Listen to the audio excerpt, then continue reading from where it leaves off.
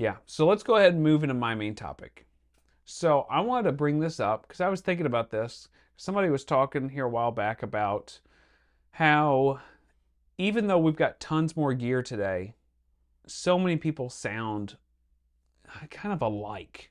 And back in the day, whenever there was only a handful of amps out there, you could immediately tell guitar player from guitar player, Yeah. or at least a lot of them apart. And there's what? Back then it was Marshall, Vox, Fender, And Orange. Yeah, at a certain point, they weren't around, and there was just like cheaper little, inexpensive amps, Right.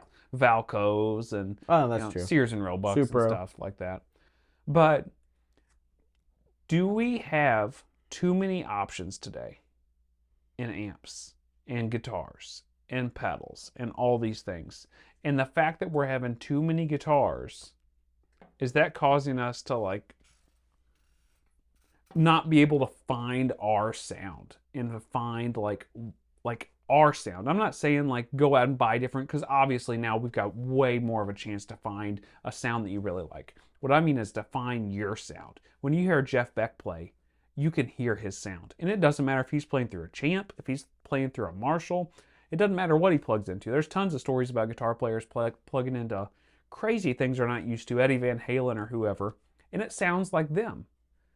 That's their sound in their fingers and their hands and how they're playing the guitar. Right.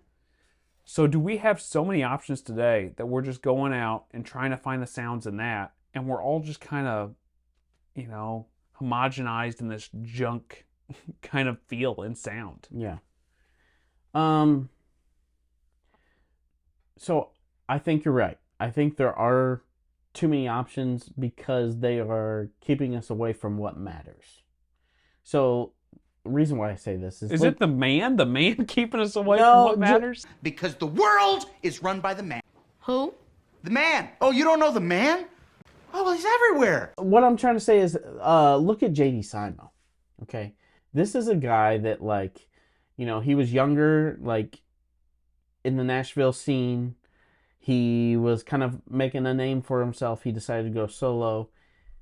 And I feel like this is a guy that he's just kind of played through his things and created his own sound with bare minimum.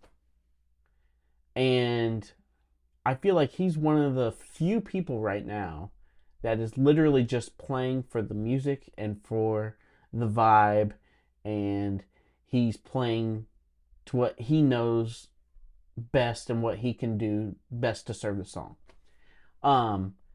There's people like me and you, and probably people watching this channel, that are so invested in the gear that they lose sight of what the whole objective is, and that's to like make a difference in somebody's life, or to play music that speaks to them in a different way or gets their mind off the real world. Yeah, like creates a moment. Creates a moment. There are too many options that are taking away our focus on what matters, which is the dynamics. What emotion we're trying to convey. I do think that's true. As far as, are there too many options just out there in the world? I mean, think about all these modelers they have thousands of different, variables. This one sounds like a Z-Rec. This one's, something else. Like, of course there are too many options. Like, there is not enough players, I feel like, in the universe to be able to make it sound identical from one another. But that being said, this new music that's being made, it all sounds cookie cutter. You know what I mean? There's not a whole lot of different sounds right now as there used to be. You're right. I listen to Chris Stapleton. I can tell it's him. He's got a different sound to him. I feel like he's kind of got an old school sound to him. But there are a lot of people out there, they don't sound much different. Yeah, it's interesting to me too that the players that we're naming that we think do have an individual sound today, when we hear them, are using minimalistic equipment. Mm-hmm. And most of them are still using the same equipment these like legends in our space use to make their own individualistic sounds. No matter who it is, Clapton or whatever. J.D. Simo went through that whole phase of using all these Marshalls and getting, if you go back and watch his oldest rig rundown, where he starts talking about all like the individual tubes he was using, those Yeah. Marshalls. He was getting crazy with it. And he was playing that big full Marshall stack. He got in the weeds, to say the least. Yeah.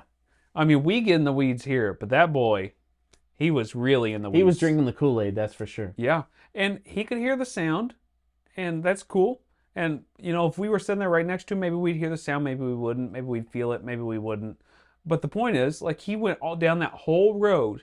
When he came out the other side, because he had the Don Kelly gig before that, right? He had a Fender Deluxe, and he plugged straight into that That's thing. it. That's all he had. When he came out the other side, he started playing a Fender Deluxe again. And now he's playing a Headstrong, which is essentially a Princeton with a 12-inch speaker.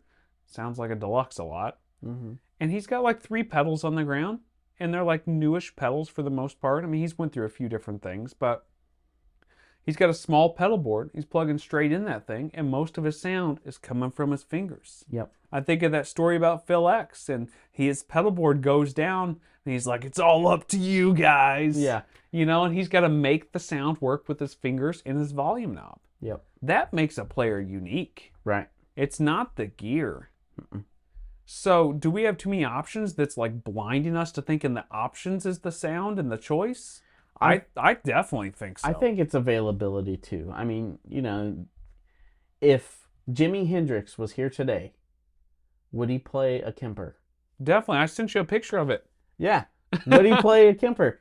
Probably. He would want every sound he could. Well, maybe. It depends what he's making, but he definitely would play one at some point and try it. Right. Yeah. You know, would Randy Rhoads play a different Marshall half stack? I or hope so. a JCM 800 or, you know, it's one of those things. We'll never know these questions, but like, I think we've gotten to a point of option paralysis for everybody. So everyone is just mediocre.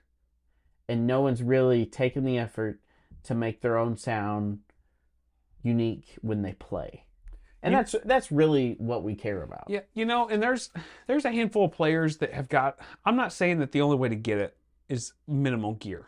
No. I'm not saying that, because look at guys like Joey Landreth. Mm-hmm. Joey Landreth has got a pedal board that looks like you could, you know, land a spacecraft on. Right. Like, it is humongous. Right. And he's got all kinds of Chase Bliss pedals and all this wild stuff. Yeah, look at Andy Timmons.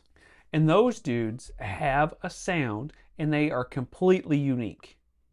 But for the general guitar player, I'm pointing the finger at me just as much as I am mentioning it to anybody else. Yeah, for sure. Like, look at all this junk that I've got around here. That we don't need. That I don't need. I could plug straight into an amp or have a couple pedals. Mm-hmm. And I've tried to lean towards that more. Or I think too, some of it is you got to get over the hump of I've played a lot of stuff, and I feel like I've kind of found what works for me to start to find that voice. Yeah. But there's so much to get through today. There's a lot. I mean, imagine being a new guitar player and thinking, I need an overdrive pedal. Where do you start? I don't know. I honestly don't know. It's a nightmare situation. It is a nightmare situation. Your best bet is to get an HX1 and just try them all out, and whatever you like the most, go with it. That is not the best choice. I think we talked about this at one point in an episode. We did. That is not the choice. Don't do that. We have too many options. We need to shut up and play our guitars. Yeah. And that's all it comes down to. It really is. I want to be able to find that sound. Everybody wants to, don't they? Well, also everybody wants a different sound on a flick of a switch too. And that's a reason why a lot of these options have come out. Do you want a Marshall and a Fender sound? Oh, here's this modeler. I'm certainly not upset that we have all the stuff that we have today. Yeah. I mean, it's been super useful for all this technology to come out. But it's starting to water down the product, I think. It does feel like it. It does feel like it. So just, if you guys haven't done it, plug straight in your amp today. Yeah.